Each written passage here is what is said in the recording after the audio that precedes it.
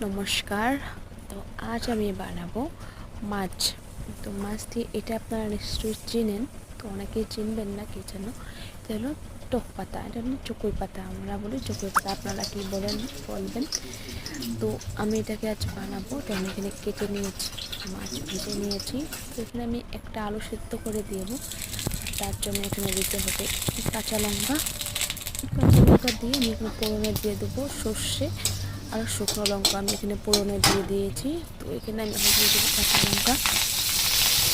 লঙ্কাটা একটু হয়ে গেলে আমি এখানে যে আলুটা সেদ্ধ করে রেখেছিলাম সে আলুটা আমি এখানে দিয়ে দেবো।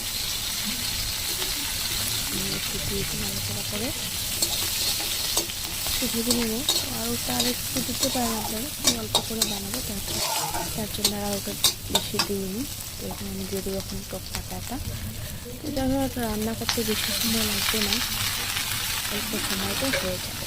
তখন আমি এখন পাতাটা দিয়ে দেবো, দিয়ে দেখবেন কিছুক্ষণের মধ্যে এটা একদম মরে যাবে।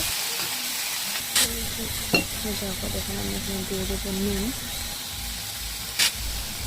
স্বাদ মতন এখানে নুন দিয়েছিলাম, দিয়ে দেবো হলুদ গুঁড়ো,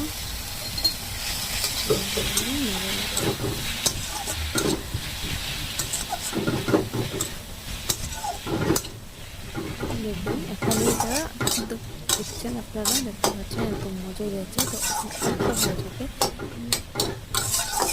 এটা 5 থেকে 10 মিনিটের মধ্যে আপনার এই রান্নাটা হয়ে যাবে। আমি এখানে একটু জল দিয়ে দেবো। জলটা আমি করতে পারলাম না, তো এখানে জল তো এখানে একটু হয়ে যাবে। তো এখানে একটু পরিমাণ মতন চিনি দিয়ে দেবো যাতে স্বাদটা একটু ব্যালেন্স হয়ে যায়, টক ঝালটা। তো এখন আমি একটু হয়ে এসেছে, মাছটা দিলে এখন গাঢ় গাঢ় হয়ে যাবে। আর একটু তো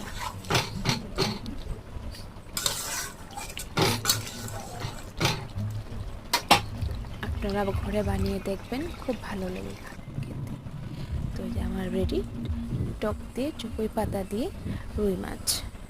তো আপনাদের যদি ভালো লাগে ভিডিওটি, তো আপনারাও ট্রাই করে দেখতে পারেন। নমস্কার।